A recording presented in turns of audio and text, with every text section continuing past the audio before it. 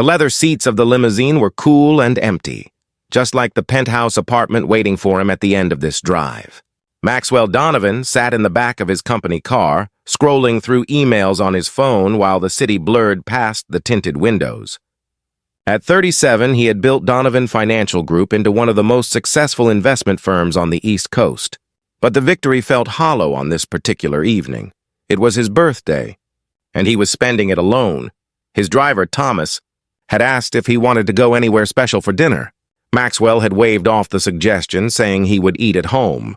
The truth was, he had no appetite for restaurant meals eaten in solitude, for waiters who sang obligatory birthday songs to a table set for one. The limo slowed at a red light in a neighborhood Maxwell rarely noticed, one of those transitional areas where the city's wealth gave way to struggling shops and modest apartments. Maxwell glanced up from his phone, momentarily distracted by movement outside his window. A little girl stood on the sidewalk, perhaps 4 years old, with a mass of golden curls that caught the late afternoon sun. She wore a light blue sweater and clutched a stuffed bunny to her chest. Her eyes, wide and curious, were fixed on the limousine with the kind of wonder only children possess. Maxwell found himself staring back, something in her earnest gaze catching his attention. The child took a step closer to the car, then another, until she was standing right beside his window. She pressed one small hand against the glass, the stuffed bunny dangling from her other arm. Then she did something that made Maxwell's heart stop. She leaned close to the window and whispered, her breath fogging the glass. Her voice muffled but just barely audible through the expensive soundproofing. "You need a wife, and I need a dad." Maxwell sat frozen, his phone forgotten in his hand. The light turned green, but he held up his hand to Thomas, signaling him to wait. The little girl remained at the window, her expression completely serious, as if she had just stated the most obvious truth in the world. "Sir?"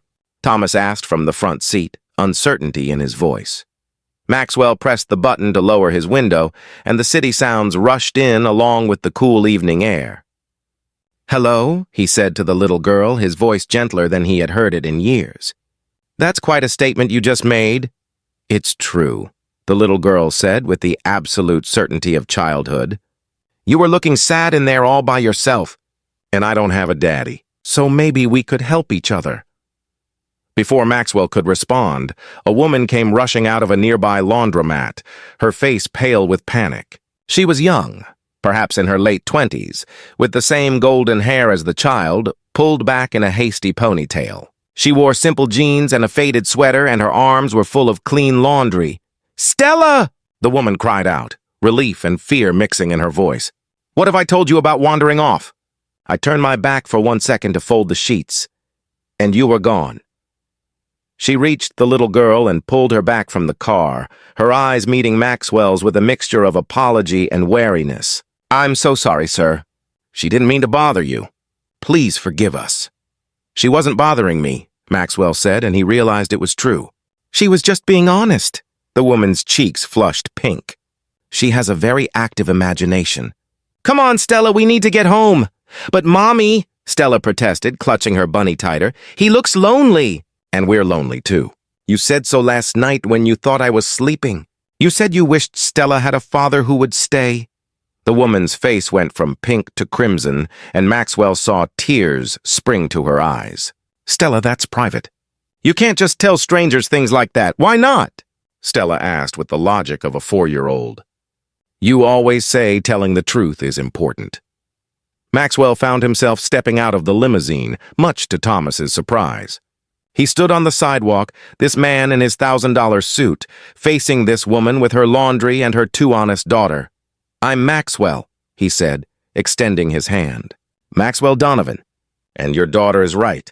I was sitting in that car feeling sorry for myself because it's my birthday and I have no one to spend it with." So her observation was more accurate than she could have known. The woman shifted her laundry to shake his hand, her grip tentative. "I'm Claire," she said quietly. "Claire Morrison. And this is Stella. I'm really sorry about what she said. She doesn't understand boundaries yet." "I liked what she said," Maxwell replied, surprising himself with the admission. "It was the most honest thing anyone said to me in months. Most people tell me what they think I want to hear." He looked down at Stella, who was watching the exchange with bright, interested eyes. "You're very observant, Stella. How did you know I needed a wife?" "Because you were all alone in that big fancy car," Stella said, as if this explained everything. "And you looked like my mommy looks sometimes when she thinks I'm not watching. Sad and lonely. Mommy says everybody needs somebody, so I thought maybe you needed us and we needed you." Claire's eyes filled with tears again, and she hugged the laundry basket closer. "I should get her home. Again, I apologize for the intrusion." "Wait," Maxwell heard himself say. "It's my birthday and I was planning to spend it alone eating takeout in an empty apartment. Would you consider joining me for dinner instead? Both of you. Nothing fancy, just a meal between 3 people who, according to Stella, all need somebody." Claire stared at him as if he had suggested they fly to the moon. "That's very kind, but we couldn't possibly." "You don't know us. We're strangers." "Strangers are just friends we haven't met yet," Stella announced, clearly quoting something she had heard before. "That's what Miss Jenny at daycare says." Maxwell smiled, the first genuine smile he had felt in weeks. "Miss Jenny sounds very wise. Please, Claire. I'm not asking for anything except company for dinner. You can choose the restaurant, somewhere public and safe. I just don't want to spend my birthday alone. And your daughter has already made it more memorable than any birthday I've had in years." Claire looked from Maxwell to Stella, uncertainty and something else, maybe hope, flickering across her tired face. "Why would you want to have dinner with us? We're just ordinary people. You're clearly someone important." "That's exactly why," Maxwell said quietly. "I'm surrounded by important people every day, people who want something from me or want to be seen with me. Your daughter wanted nothing except to point out a truth. That's rare. That's valuable. Please, say yes." Stella tugged on her mother's sleeve. "Mommy, can we go? I'm hungry and he seems nice. And it's his birthday. We can't let him be alone on his birthday." Claire bit her lip, and Maxwell could see the internal struggle playing out across her face. Finally, she nodded slowly. "Okay, but somewhere simple, and I insist on paying for our own meals." "Absolutely not," Maxwell said. "It's my birthday, which means I choose the rules, and the birthday rule is that I pay. But you can choose the restaurant." 20 minutes later, they were sitting in a small Italian restaurant that Claire knew, a family-owned place with checkered tablecloths and the smell of fresh bread filling the air. Thomas had driven them, looking bemused but not commenting on his employer's unusual behavior.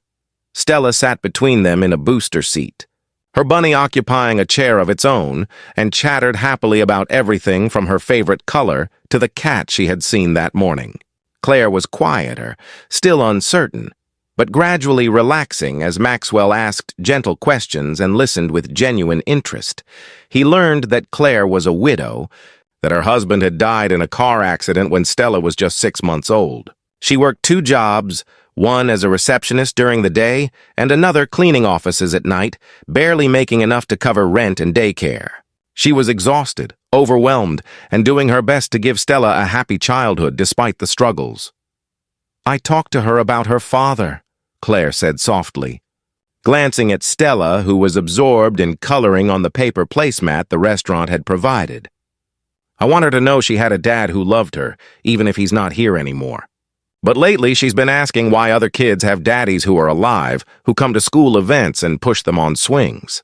I don't know how to explain that life isn't fair in a way a 4-year-old can understand." Maxwell felt something tighten in his chest. "My parents died when I was young," he said. "I was raised by my grandfather. He was a good man, but he was old and tired, and I spent a lot of time alone. I learned early that if I wanted anything in life, I had to build it myself. So I built a company, a reputation, a fortune. But I forgot to build a life around it." He looked at Stella, who had abandoned her coloring to listen to the adults with solemn attention.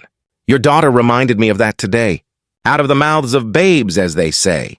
Dinner arrived and they ate together, the conversation flowing more easily now.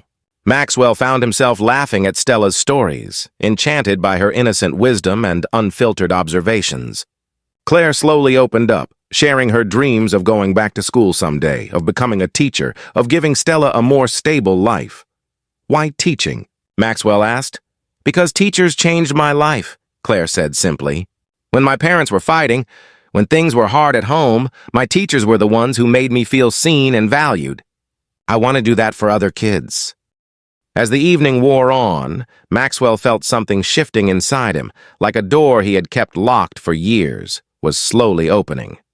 This woman with her quiet strength, this child with her fearless honesty, they were showing him what he had been missing in his calculated, controlled existence. When dessert arrived, a small birthday cake that Claire had quietly arranged with the restaurant, and Stella sang happy birthday with more enthusiasm than pitch, Maxwell felt tears prick his eyes for the first time since his grandfather's funeral. "Make a wish," Stella commanded, her eyes shining in the candlelight.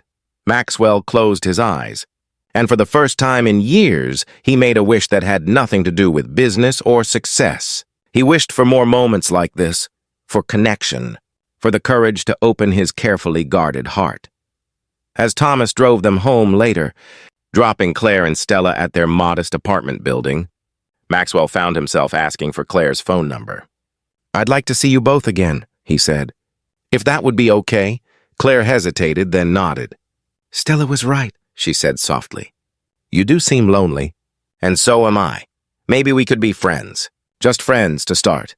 "Friends sounds perfect," Maxwell agreed. Over the following months, Maxwell became a regular presence in their lives. He showed up for Stella's daycare performances, took them to the zoo on weekends, and found himself spending more time away from the office and more time living. He helped Claire enroll in night classes, covered her tuition with a scholarship from a foundation he quietly established for single parents pursuing education. Claire resisted his help at first, proud and independent, but eventually accepted it with grace when he explained that she was giving him something far more valuable in return, a reason to remember what mattered. Stella appointed herself matchmaker, constantly engineering situations to push her mother and Maxwell together. Her efforts were transparent and endearing, and both adults pretended not to notice while secretly grateful for her intervention. One evening, nearly a year after that first encounter outside the limousine, Maxwell took Claire and Stella to a small park where Stella loved to feed the ducks. As the little girl ran ahead, Maxwell took Claire's hand. "Your daughter was right that day," he said. "I did need a wife, and she needed a dad. But more than that, I needed both of you to remind me how to live, how to love, how to be human again." Claire smiled, tears shining in her eyes.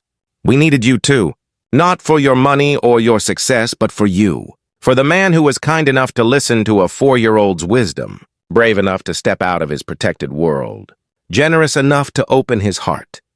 They were married 6 months later, in a simple ceremony with Stella as the flower girl, clutching the same stuffed bunny she had held that day by the limousine. And Maxwell Donovan, who had spent years building an empire alone, finally understood that the greatest success was not measured in wealth or power, but in the love you give and receive.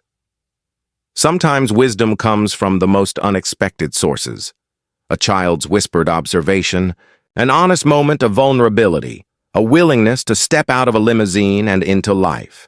And sometimes the family we need finds us in the most unlikely ways, at exactly the moment we need them most.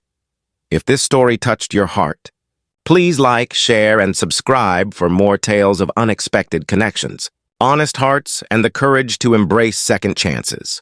Comment below and tell us about a time when a child's wisdom changed your perspective, or when an unexpected encounter led to blessings you never imagined. Your story might be exactly what someone else needs to hear today.